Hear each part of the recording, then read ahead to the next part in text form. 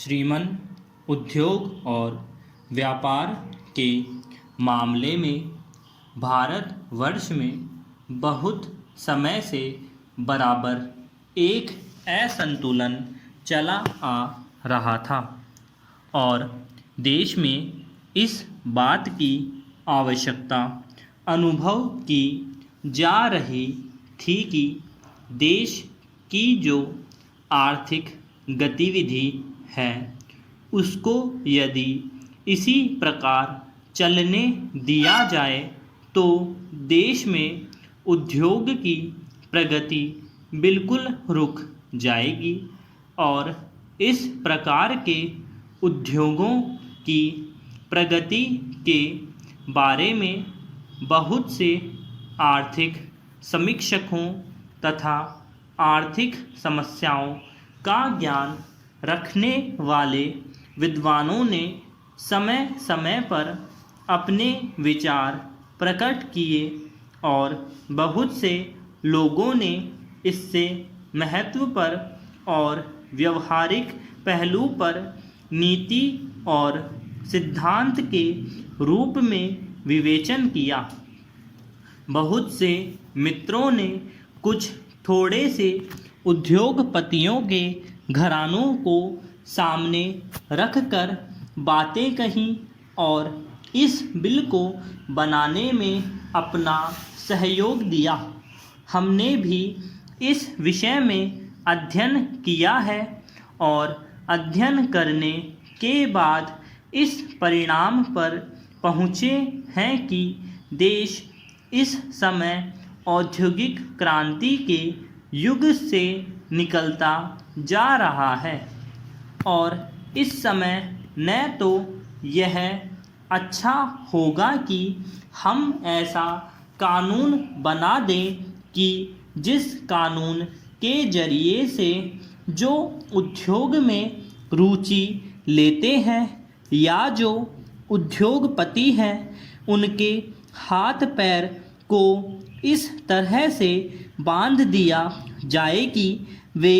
आगे ही न बढ़ सकें और न हम इस मत के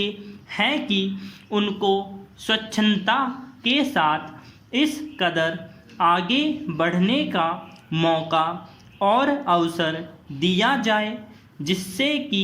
देश की जितनी आर्थिक स्थिरता है वह सारी की सारी नष्ट हो जाए। हमने इन दोनों के बीच का मध्यम मार्ग चुना है। पैरा श्रीमान इसके पहले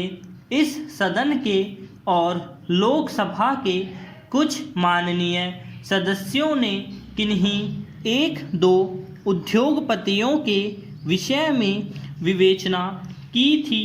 और उसके परिणाम स्वरूप एक कमीशन का निर्माण हुआ था। उस कमीशन ने अपनी रिपोर्ट देते समय यह बताया था कि देश की प्रगति में और औद्योगिक क्षेत्र की प्रगति में जो एक विशाल अवसर मिलने का संयोग हुआ है उसका केवल थोड़े से उद्योगपतियों के घरानों को श्रेय है जिनके कारण उद्योग में भारतवर्ष आगे चला जा रहा है और कमीशन ने इस बात को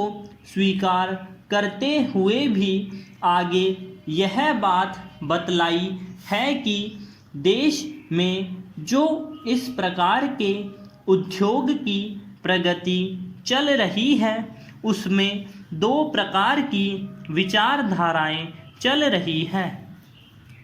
एक प्रकार की विचारधारा तो ऐसी चल रही है कि केवल धन से ही धन कमाया जाए और जिन लोगों के पास अधिक धन है वे ही सारे औद्योगिक क्षेत्र पर अपना कब्जा कर बैठें। इसी प्रकार से दूसरे प्रकार की जो मानसिकता देश में साधारणतः चल रही थी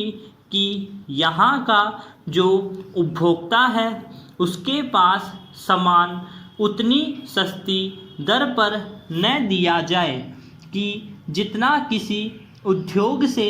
निकलकर सर्वसाधारण के हाथ में सामान पहुंचाया जा सकता है, बल्कि उनके उद्योग की जो मनोवृत्ति थी वह मनोवृत्ति एकाधिकार की थी। उस एकाधिकार को अगर आगे भी इसी तरह से रखा गया तो निश्चित रूप से यह उद्योग सर्वसाधारण के लिए नहीं होगा, उसके साथ साथ देश के तमाम औद्योगिक संगठनों को भी नुकसान पहुँचे।